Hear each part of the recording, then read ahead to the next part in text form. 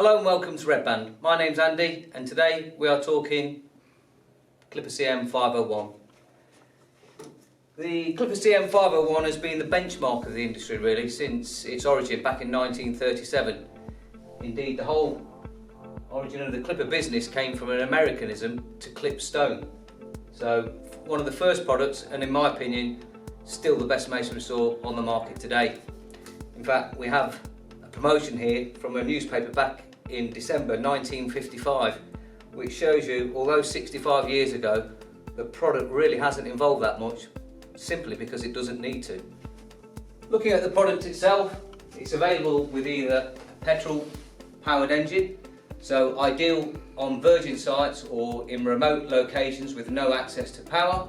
It can also be supplied in 110 volt electric, 220, 240 volt electric or 3-phase.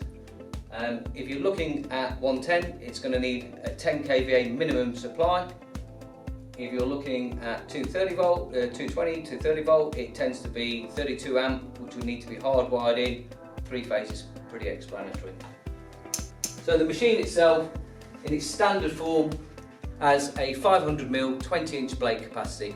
That will give you a maximum depth of cut of approximately 195mm. Alternatively, you can put a smaller 450mm 18-inch blade, which will give you about a 165mm cut.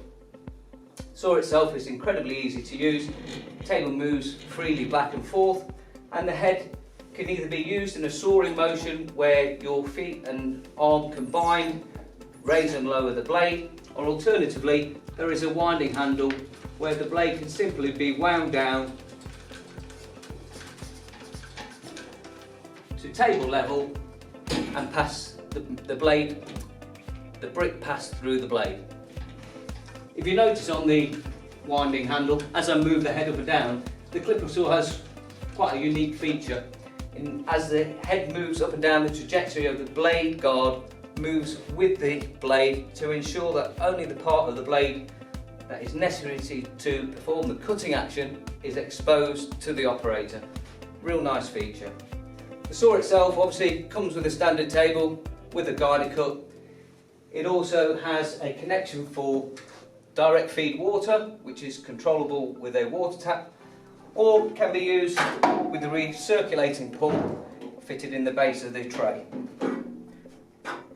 If you're using the recirculating pump, very simply just fill the tray at the bottom with it, use the saw. When you're finished, make sure you clean the tray thoroughly and excavate the water. So, standard table, comes with a saw. Alternatively,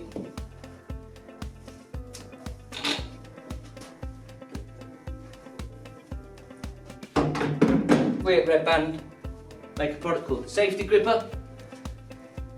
It's not a mandatory requirement, but a lot of people like it, which will basically give you a gauntleted protection of your hand, so your hands are free from the material.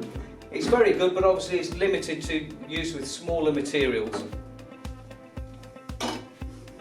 Alternatively, you can use the machine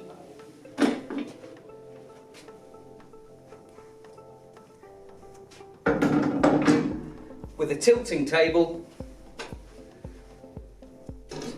where the axis of the table itself will move to allow you to cut the materials on an angle. Ideal for people produce angle cuts for specials.